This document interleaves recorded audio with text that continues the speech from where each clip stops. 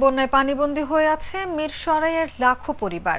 বিপর্যস্ত এসব মানুষকে সহায়তা দিতে ঢাকা বিশ্ববিদ্যালয়ের টিএসসি থেকে হাজারের অধিক পরিবারের জন্য সহায়তা পাঠিয়েছে বৈষম্য বিরোধী ছাত্র আন্দোলন।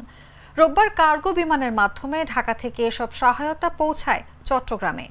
সোমবার মিরসরাইয়ের প্রত্যন্ত অঞ্চলে সংকটাপন্ন পরিবারগুলোর জন্য পৌঁছে দেয়া হবে এসব সহায়তা।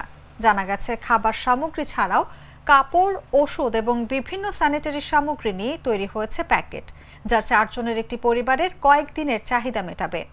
সব মিলিয়ে প্রায় হাজারের অধিক পরিবারের কাছে পৌঁছে দেয়া যাবে এসব ত্রাণ সামগ্রী, যা প্রায় 4000-এর অধিক মানুষের প্রাথমিক চাহিদা মেটাবে বলে জানা গেছে।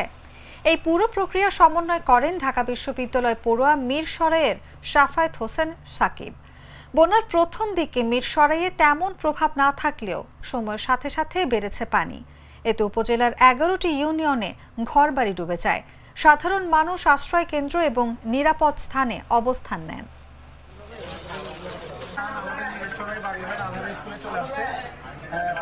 অসংখ্য ধন্যবাদ আমাদের member Shakib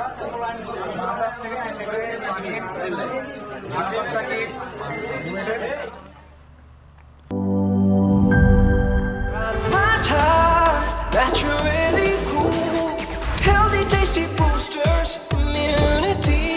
Shot with action, heal your body, rock and feed. Milk ইয়োগার্টের দুর্দান্ত কম্বিনেশনে প্রাণ মাথা আপনার হজম প্রক্রিয়াকে সতেজ রেখে শরীরকে রাখে ন্যাচারালি কুল।